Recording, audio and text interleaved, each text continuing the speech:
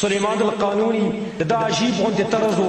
دی به اکثر د شپې راووته او په دې کوڅو کې به ګرځېده.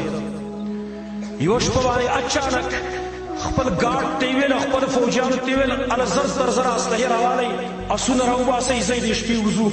لږ معلومات کو چې راووتل د شپې ګارډ ورسره دی. چې رال په یو ځای کې یو لاش پروت دی، لاش پروت دی، یو جوسه پرته ده مړه، یو سړی مړ دی. خلک یې زر دغه محلې والا راویستل.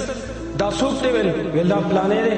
ویل دا ولې دلته پروت دی؟ ویل صیب دا خو زیناکار او دا شرابي و.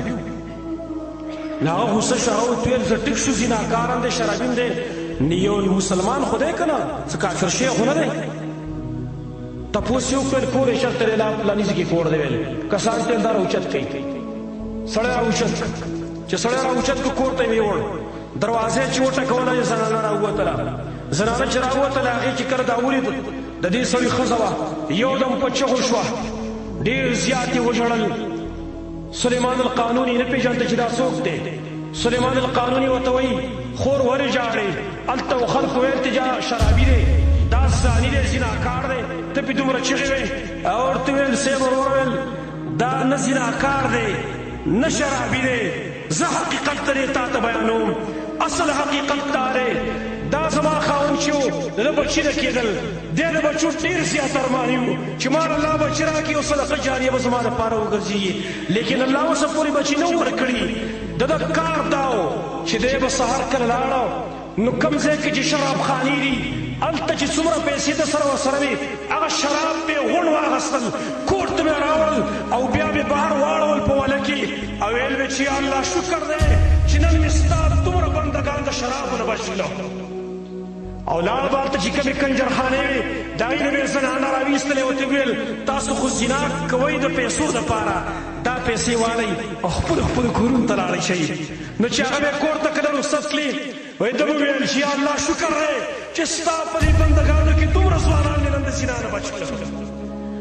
ویل ما ورته ویل چې سړیا دا ته څه کې؟ دا خلک ستا ظاهر ته ګوري چې ته کنجرخانې ته هلته ځې، زنانو له پیسې ورکې، شرابونه اخلي، هغه راوړې ورته اړې. دا خلک به په تا باندې د زاني او د شرابي حکم لګوي او بیا به دې سهار له څوک جنازه نه کوي.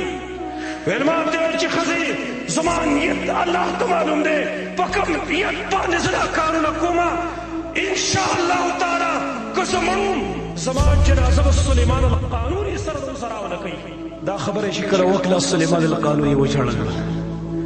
ورته ویل خورې سلیمان القانوني زه یم او انشاءالله د جنازه به نن سلیمان القانوني کوي سره د ټول وزراو د مملکت ته اړ یې وکوسارله.